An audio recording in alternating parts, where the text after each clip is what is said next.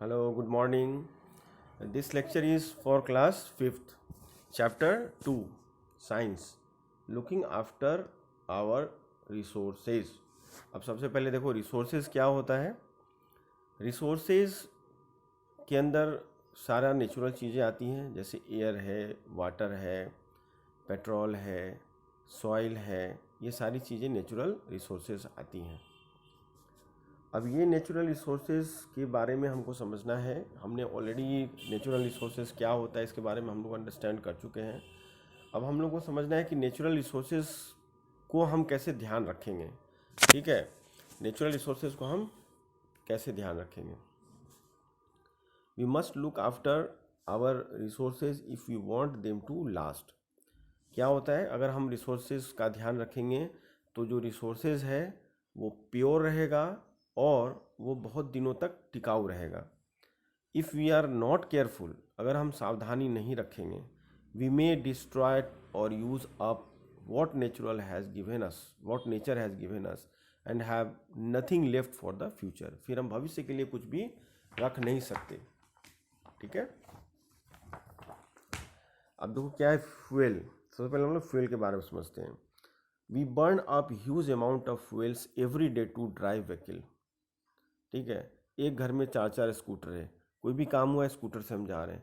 बिल्कुल पास में कहीं जाना है तो भी हम पैदल नहीं चलते हैं।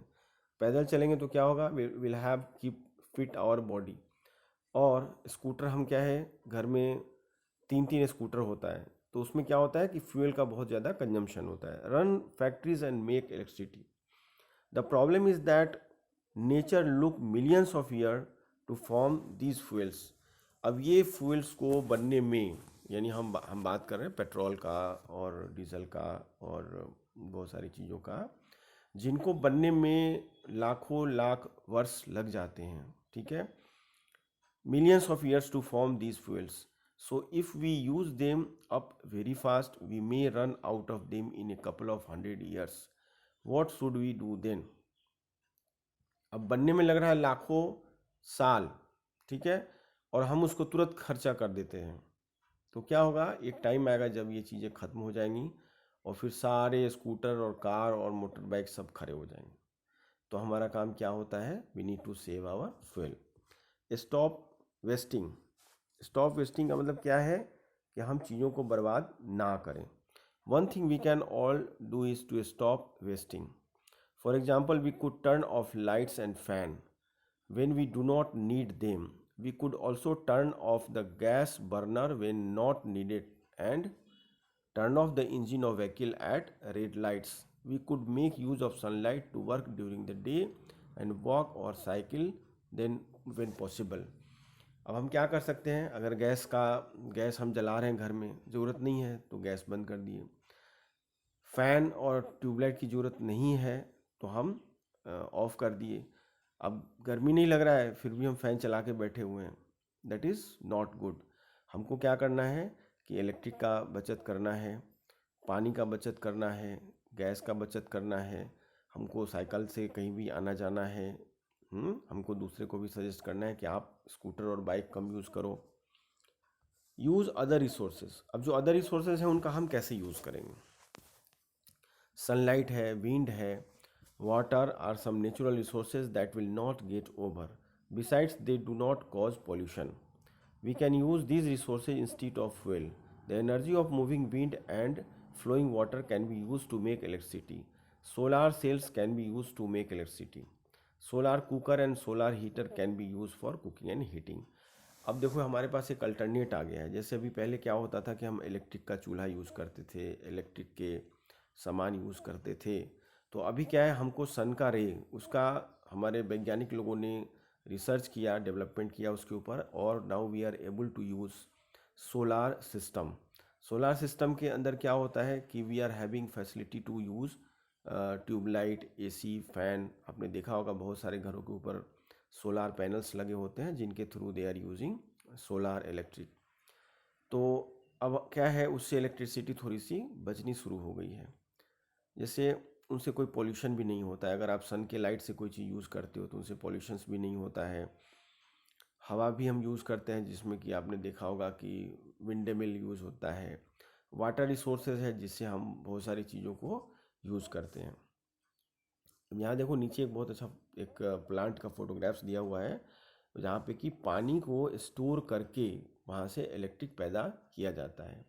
The electric which we are using at home, this is being produce, this is a production plant of water. अब देखो फॉरेस्ट है, फॉरेस्ट के बारे में जानते हैं। The sorry forest maintain the environment balance in many ways, so we must careful not to destroy them. For every tree we cut down we must plant a new one, but even that is not enough because trees like a long time to grow.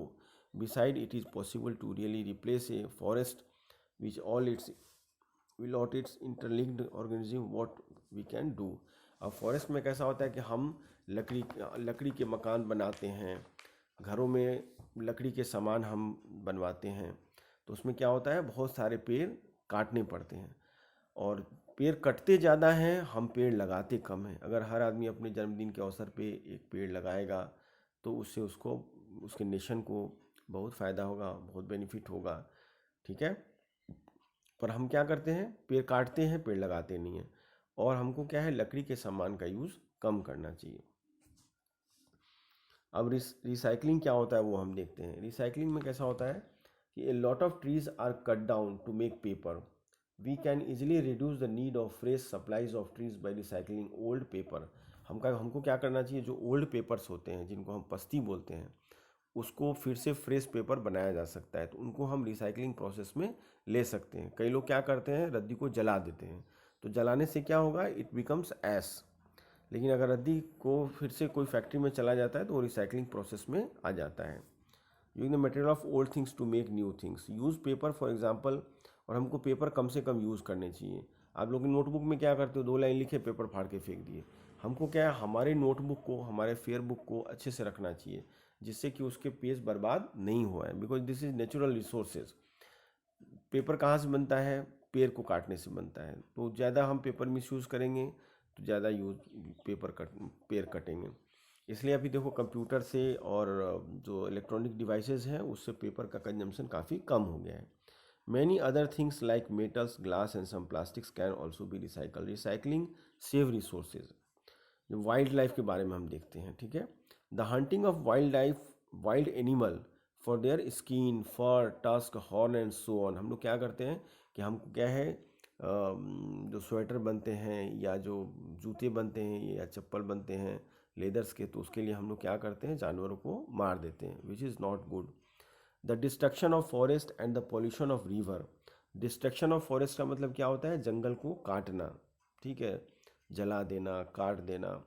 And the pollution of reverse, और नदी को गंदा करना। जैसे नदी के किनारे क्या है, बहुत सारी फैक्ट्रियाँ होती हैं, तो उनके जो गंदगी होती है वो नदी में चली जाती है। And these are some other threats. India and many other countries have banned the hunting of wild animal. Anyone caught hunting can be punished. Another thing that many countries have done is to set up wildlife park and sanctuaries where animals are protected. आपने जैसे देखा होगा कि बहुत सारे जो government के तरफ से बहुत सारे ऐसे बनाए जाते हैं, पार्क है, सेंचुरीज़ है, जहाँ पे कि जानवरों को सुरक्षित रखा जाता है। जैसे गिर का जंगल है जहाँ पे कि बहुत सारे एनिमल्स को सेफली रखा जाता है। ऐसे बहुत सारे हैं इंडिया के अंदर जहाँ पे कि सेफली रखा जाता है। देखो ये फोटोग्राफ्स दिया हुआ है, we have set up many sanctuaries and park where wild life is protected. Soil है, there are 2 ways in which soil get harmed. It get polluted by the waste we produce. It gets eroded by wind and water.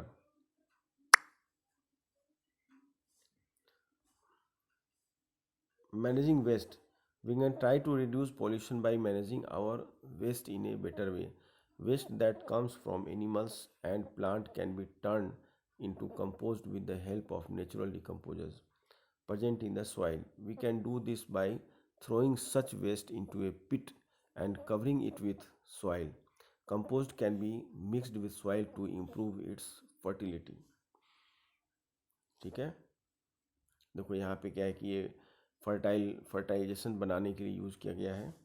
You have already learn that metals, glass, paper and some plastics can be recycled. बहुत सारे material हैं जिनको कि हम recycle कर सकते हैं। Recycle किसे कहते हैं? जैसे आपके पास कोई आप पिकल्स लेके आते हो, एक ग्लास का जार होता है, तो हम उसको क्या करते हैं, स्क्रैप में दे देते हैं। तो स्क्रैप वाला वो जो ग्लास है उसको फिर से ले जाके वो फैक्ट्री में वापस बेच देता है। उस ग्लास को साफ़ करके उसको फिर से मेल्ट करके फिर से ग्लास बन सकता है। तो बहुत सारी ऐसी चीज़ें हैं जो कि रिसाइकल हो सकती हैं। रिसाइकल का मतलब क्या होता है कि यूज्ड मटेरियल जो होते हैं ना, यूज्ड मटेरियल वो फिर से फ्रेश बनाए जाते हैं, उनको हम लोग रिसाइकल बोलते हैं। ठीक है। तो you have already learn that metal, जैसे मेटल है, जैसे लोहे का सामान है, एल्युमिनियम का सामान है, तो ये सामान को फिर से रिसाइकल करके हम फ्रेश बना सकते हैं। ग्लास है, पेपर है और प्लास्टिक्स, जैसे प्लास्टिक्स है तो प्लास्टिक्स अगर आप ऐसे फेंक दोगे तो उसको डीके होने में 12 साल 10 साल लग जाएंगे। After 10 years it will be decompose, otherwise वो डिकम्पोज नहीं होगा। तो हम लोग प्लास्टिक्स को क्या करते हैं, हम लोग रिसाइकलिंग करते हैं। जैसे प्लास्टिक्स के बकेट हैं, मग है, प्लास्टिक्स के कोई भी सामान है, तो आपका जो जो जो आता है स्क्रैप वाला उसको आप देते हो तो ही it has to go back to the factory and industry. वहाँ जाके उसके फिर से नए फ्रेश मटेरियल्स बन जाते हैं। Like disposable cups and plates are and thermocol can be neither decompose not recycle. अब कुछ चीज़ें ऐसी होती हैं उनका हमको यूज़ ही बंद कर देना चाहिए, जो डिकम्पोज ही नहीं होते हैं ना ही रिसाइकल होते हैं। जैसे क्या होता है, डिस्पोजेबल कप्स। अब आपने देखोगे डिस्पोजेबल कप्स यानी पेपर्स के कप आते हैं, disposable cups and plates and thermocol. Thermocol हमको यूज ही नहीं करना चाहिए। थर्मोकोल क्या है, ये कैन बी नाइदर डिकम्पोज नॉ रिसाइकल, यहीं ये डिकम्पोज हो सकते हैं ना ही रिसाइकल हो सकते हैं। It is better to stop using these, they pollute the soil and water bodies and choke drainage. ये क्या होता है, ये मिट्टी को भी पॉल्यूट कर देंगे और जो वाटर बॉडीज़ है उसको भी ये अगर आपने गलती से ड्रेनेज में डाल दिया तो ड्रेनेज को भी ये जाम कर देंगे। So disposable cups and plates and thermocol, जो फ्रीज वगैरह नया खरीदते हैं उसके क्या होता है, थर्मोकोल लगे होते हैं, तो it can be damage. Controlling erosion. अब देखो इरोजन जो है ना, this is a very important things, जिसको बोलते हैं मिट्टी का कटना। ठीक है, जैसे लैंड है उसमें मिट्टी है और किसी वजह से बारिश होता है या किसी भी वजह से वो मिट्टी कट कट के यहाँ से वहाँ, वहाँ से वहाँ चली जाती है, ड्रेनेज में चली गई, नदी में चली गई, तो क्या होता है कि जो जो उपजाऊ मिट्टी है, जो फर्टिलाइजर सॉइल है, the upper layer of the soil has to move one place to other place and it becomes very hard for farming. तो ये हम रीड करते हैं आपको, you know that soil that is not protected by plants gets carried away by the rain. This is especially true of the hills. It is best to have mountain covered by trees. अब क्या होता है, mountain में क्या होता है, बारिश होगी तो पानी सीधा ऊपर से नीचे आएगा, तो वैसे जगहों पे क्या होता है कि वहाँ पे बड़े बड़े प्लांट्स लगाए जाते हैं। तो प्लांट लगाने से क्या होता है कि उनके जो रूट्स होते हैं, they use to catch the soil, वो मिट्टी को पकड़ के रखते हैं, है ना। तो उस वजह से क्या है, मिट्टी कट के नीचे नहीं आती है। दीज ऑल्सो सोज down the rush of water down mountain slope and prevent flood, but sometime it is necessary to clear forest and grow crops on hill slope. The best way to do this is to cut steps down the slope so that soil washed off from one step can collect in the next. This kind of farming is called step farming. जो farming इस type की होती है जिसको हम लोग बोलते हैं हिंदी में सीढ़ी नुमा। यानी देखो यहाँ पे जो फोटोग्राफ्स दिया हुआ है मैं इसको थोड़ा और बड़ा करता हूँ, ठीक है, it will better to understand you. यहाँ पे देखो ये जो पहाड़ी एरिया होते हैं, जहाँ पे माउंटेन्स होते हैं, जहाँ पे हिल्स होते हैं, वहाँ पे क्या होता है, लैंड होता है, पर लैंड क्या होता है उसको काट काट के ऐसे बनाए जाते हैं। जो देख रहे हो आप सीढ़ी टाइप का बना हुआ है यहाँ पे, लेट मी लार्ज इट। तो वहाँ पे क्या है, कैसे कट कट के ऐसे लैंड बने होते हैं और फिर वहाँ पे एग्रीकल्चर्स का बेस होता है। तो ऐसे जो हमारे फार्मिंग होती है इसके अंदर it is very easy to control the soil erosion, because क्या होता है ना, ये ऐसा होता है, then we put the trees also. तो ट्रीज़ का जो रूट्स होता है they use to save the soil erosion. ऐसे खेतों में भी आपने देखा होगा generally in the plain area also, जो फार्मर होते हैं आपने देखा होगा प्लेन एरिया में एग्रीकल्चर होता है तो एक दो पेड़ लगे होते हैं। तो क्या होता है, हवा में जो धूल उड़ता है वो जो सॉइल है वो पेड़ के पत्तों पे रह जाता है, और जब बारिश होती है तो वो फिर से धूल मिट्टी में आ जाता है। Now we common air, air is also very important. आप सबको पता है कि अगर पॉल्यूशन होगा तो हमको सांस लेने में दिक्कत होगी, तो air is a important factor. अब एयर को अगर हमको पॉल्यूट होने से बचाना है तो हमको क्या है, कंट्रोल करना होगा हमारे पॉल्यूशंस पे। जैसे क्या है, हमारा जो हमारे पास व्हीकल होता है उसका टाइम से पीयूसी करना होता है, जिससे कि हम हमारे व्हीकल्स के अंदर से जो इम्प्योरिटीज़ है वो ज़्यादा बाहर नहीं आनी चाहिए।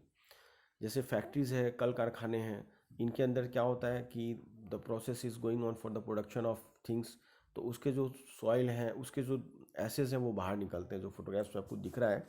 Late me read once, air is one of the resources that will not get over. Air एक ऐसा रिसोर्स है जो कभी ख़त्म नहीं होने वाला है, this is good for us, ठीक है, but it can get polluted. अभी क्या होता है, प्रदूषण हो सकता है, गंदा हो सकता है वो। तो breathing polluted air can lead to many respiratory diseases, सांस की बहुत सारी बीमारियां हो जाती हैं, जैसे हमने देखा अभी कोरोना हो रहा है। तो क्या होगा अगर एयर पोल्यूटेड होगा, जैसे मैंने पहले भी आपको बताया था कि we are having a composition of air in our surroundings. तो उसमें क्या है, नाइट्रोजन होता है, ऑक्सीजन होता है, कार्बन डाइऑक्साइड होता है, और अदर्स गैसेस भी होते हैं। तो आवर मोटो इज़ कि हमारा जो ऑक्सीजन लेवल है वो 17% है, तो वो नीचे नहीं होना चाहिए। फॉर दैट हमको क्या करना होता है कि वी नीड टू प्रोटेक्ट, हम पेड़ लगाएंगे तो पेड़ क्या होगा, पेड़ से क्या होगा, trees are giving oxygen in the day time और नाइट इन कार्बन डाइऑक्साइड, और they are taking carbon dioxide. तो जो हम कार्बन डाइऑक्साइड छोड़ते हैं वो एब्जॉर्ब हो जाएगा और आपका जो एयर है वो सही रहेगा। Disease the respiratory system, polluted air can also harm plants and animal. अब अगर एयर पॉल्यूटेड होगा तो उससे क्या है, प्लांट को भी नुकसान पहुंचेगा और एनिमल्स को भी नुकसान पहुंचेगा। तो आपने कई बार देखा होगा जो फैक्ट्रीज़ और एग्रीकल्चर्स एरिया होते, फैक्ट्रीज़ होते हैं, उसके आसपास में जो पेड़ होते हैं वो बिल्कुल काले हो जाते हैं, सूख जाते हैं। जब आप वैसे कभी घूमने के लिए निकलते हो तो आप गौर करो, जहाँ पे भी फ्रेश एटमॉस्फेयर होगा, जहाँ पे एयर फ्रेश होगा, ठीक है, वहाँ पे जो पेड़ होंगे वो हरे हरे होंगे, हंसते खेलते रहेंगे, ठीक है, they are in a laughing mood. But जहाँ पे फैक्ट्री होगा, पॉल्यूशंस होगा, जैसे आप हाईवेज़ पे देखते होंगे पेड़ होते हैं सड़क के किनारे, तो they use to look like blackish, why it is because of the pollution. जो हमारे गाड़ियों में से कार्बन डाइऑक्साइड्स निकलता है, वो गाड़ी में से जो कार्बन डाइऑक्साइड निकलता है वो पेड़ों पे जा पे चिपक जाता है। Because of that we see that trees use to cry, ठीक है, उनके अंदर भी हमारे जैसा ह्यूमन बींग जैसा जान होता है। इसलिए our motto is not to destroy the trees. आपके घर के आसपास में भी कोई पेड़ है तो उसको उखाड़ के मत फेंको, पेड़ तोड़ो मत, ठीक है। तो क्या होता है कि they are the asset of our human lifes, we are surviving because of the plant and animal, and human are surviving because of the help of trees. तो व्हाट पोल्यूट्स एयर, अब एयर को क्या क्या pollute करता है मैंने आपको already description बताया, पर यहाँ पे कुछ पॉइंट्स है जो मैं पढ़ देता हूँ। We can switch the fuel engine that cause less pollution, for example vehicle in some places run on CNG which causes less pollution. यानी पेट्रोल पे जो गाड़ी चलती है और डीजल पे चलती है दे आर वेरी हार्मफुल, उनसे पॉल्यूशन होने का चांसेस ज़्यादा होता है। पर जो गाड़ियाँ CNG पे चलती है, जैसे बहुत सारे आपने ऑटो रिक्शा देखे होंगे, government is planning and they are converting them, तो CNG रिक्शा अगर यूज़ करेंगे तो उसके अंदर पॉल्यूशन कम होता है। Walking, cycling, using public transport and forming car pools can reduce pollution. When people from carpool, several of them use one car to go to their places of work. जैसे हम cycling ज़्यादा करेंगे, vehicle कम use करेंगे, जैसे office जा रहे हैं तो हम अपने पड़ोसी की गाड़ी में बैठ के चले गए, ठीक है। तो when we use less vehicle, less car, तो will be safe. Factories should be located far away from the places where people live, जहाँ पे लोग रहते हैं उससे दूर फैक्ट्री होनी चाहिए। They should also use the processes available for clean the smoke before it comes out their chimneys. We should plant more trees because they absorb a lot of dust and other particles. They also help to maintain the balance of gases in the air. सबसे ज़्यादा ज़रूरी है पेड़ लगाना, पेड़ लगाने से हम सेफ रहेंगे। और जो अभी नई नई ट्रेनें आ गई हैं, पहले तो कोयले से ट्रेन चलती थी, बाद में डीजल से चलती थी, बाद में इलेक्ट्रिक से चलती है। तो अब जो इलेक्ट्रिक से ट्रेनें चलती हैं उससे पोल्यूशन कम होता है। तो we can save our society, we can save our country, we can save our world by doing this. अब देखो हम आगे आते हैं, व्हाट वी कैन डू, हमने अभी रीड कर दिया। ठीक है, देखो आप फोटोग्राफ्स यहाँ पे देखो, सीएनजी लिखा हुआ है ऑटो रिक्शा पे। ठीक है, तो सीएनजी से क्या होता है, पोल्यूशन कम होता है। लेकिन जिस रिक्शा के अंदर पेट्रोल और डीजल से चलता है उसमें सीएनजी, उसमें पोल्यूशन ज़्यादा होता है। जैसे देखो मेट्रो रेलवेज, अब देखो वाटर है यहाँ पे। ठीक है, thought water supply of water keeps getting renewed by the rain. All places do not get the same amount of rainfall. People in places where little rainfall often faces water shortage. ठीक है, dealing with shortage. अब dealing with shortage में क्या होता है, one way of dealing with shortage of water is to stop wasting water. हम लोग पानी बहुत वेस्ट करते हैं। ठीक है, नहाने के लिए गए तो 1 बाल्टी की ज़रूरत है तो वी आर यूजिंग 2 बाल्टी। हम वाशरूम के हम हैंड वॉश करने के लिए बेस बेसिन पे खड़े हैं तो वहाँ पे हम 1 ग्लास के बदले 4 ग्लास पानी बेकार कर रहे हैं। तो सबसे पहले हमको क्या करना होगा, पानी वेस्ट होने से बचाना होगा, क्योंकि पानी जो है वो भी एक नेचुरल रिसोर्सेज है। हम गार्डन में हम रोज़ पानी डाले जा रहे हैं। बहुत सारे लोग होते हैं जो पूरे घर को डेली सफाई कर रहे हैं, तो वी आर वेस्टिंग वाटर। ठीक है, तो उसकी जगह पे हम पानी को बचा सकते हैं। ठीक है, tap on while brushing and mending leakage tap and can save the water. जैसे हमारे घर का नल है वो चू रहा है पानी, तो उसको हमको रिपेयर करा लेना चाहिए। जैसे गवर्नमेंट के बहुत सारे पाइप्स हैं वो फूटे हुए, उसमें से पानी वेस्ट हो रहे हैं, तो ये सब चीज़ों पे हमको फोकस करना चाहिए। Another way is to harvest और trap rain water. A lot of rain water runs off और flows off and is wasted. If we store it, we can use it later. In many places, people let rainwater form. The roofs flow through pipes into covered tanks. This is called roof tap rainwater harvesting. तो roof rainwater harvesting होता है। This is also a process जो हम कर सकते हैं। Controlling pollution, अब pollution controlling के ऊपर है। The wastewater from our kitchen, bathroom and toilet has many germs and harmful chemical like household cleaners and detergent. अब देखो ये सब ध्यान से सुनो आप। The waste water from our kitchens, अभी किचन में खाना जहाँ बनता है वहाँ पे, bathrooms and toilet have many germs and harmful chemical like household cleaners and detergent. ठीक है, घर हम साफ़ सफाई करते हैं, कपड़े धोते हैं, नहाते हैं, तो उसमें बहुत सारे डिटर्जेंट है, सॉप है, तो ये क्या होता है, they are very harmful chemical. Waste water from factories also have harmful chemical. जो फैक्ट्रियाँ होती हैं, जैसे प्लास्टिक्स की फैक्ट्री है, आयरन्स की फैक्ट्री है, कोई भी चीज़ की जो फैक्ट्री है उसमें से बहुत सारे केमिकल्स निकलते। This dirty water pollutes river and seas. ये क्या होता है, जो गंदे पानी है, पॉल्यूट्स रिवर्स एंड सीज। ठीक है, नदी गंदा कर देते हैं, समुद्र को गंदा करते हैं। If it flows into them directly, polluted water spread disease and harm aquatic organism. Polluted water जो होता है, दूषित पानी जो होता है, स्प्रेड डिजीजेस, वो बीमारियों को फैलाता है। स्प्रेड मतलब फैलाना, डिजीजेस मतलब बीमारी, and harms aquatic organisms. Aquatic organism का मतलब होता है जो एनिमल्स, जानवर पानी में रहते हैं, जैसे फिश है वो बीमार हो जाएंगे, और वही जो बीमार फिश है वो लोग खाते हैं, तो दैट इज़ वेरी डेंजरस, बहुत सारे लोग बीमार होंगे उससे। Rain washes off garbages and excreta from the land and pours it into water bodies. It also carries polluants with it as it sifts through the ground, thus polluting groundwater. Washing, bathing and cleaning animals also polluted water bodies. Here are a few things we can do to control water pollution.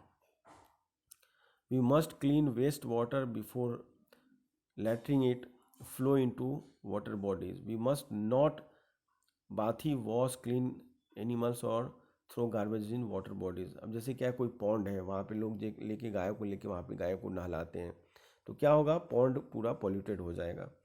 We must not let garbages lies around on land. हम लोगों को क्या है, garbage है, कचरा है, वो नदी में नहीं फेंकना चाहिए।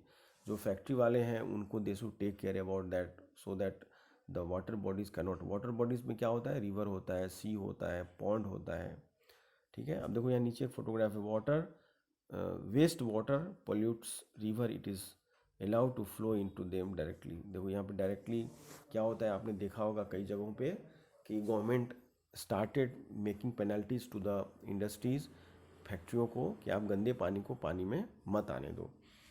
So this is your chapter, ठीक है। आप लोग इसको अच्छे से रीड करो। इसके जो हार्ड वर्ड हैं you have to write in your fair book. जो भी हार्ड वर्ड हैं, हार्ड वर्ड दो तरीके के हैं, एक तो ऐसे वर्ड हैं which you cannot explain, and एक ऐसे वर्ड हैं which you do not know how to spell, ठीक है। तो उसको लिखो, फिर लर्न करो, ठीक है। और if you have any doubt you can send me, you can give me the WhatsApp, you can call me, ठीक है। चलो, थैंक यू।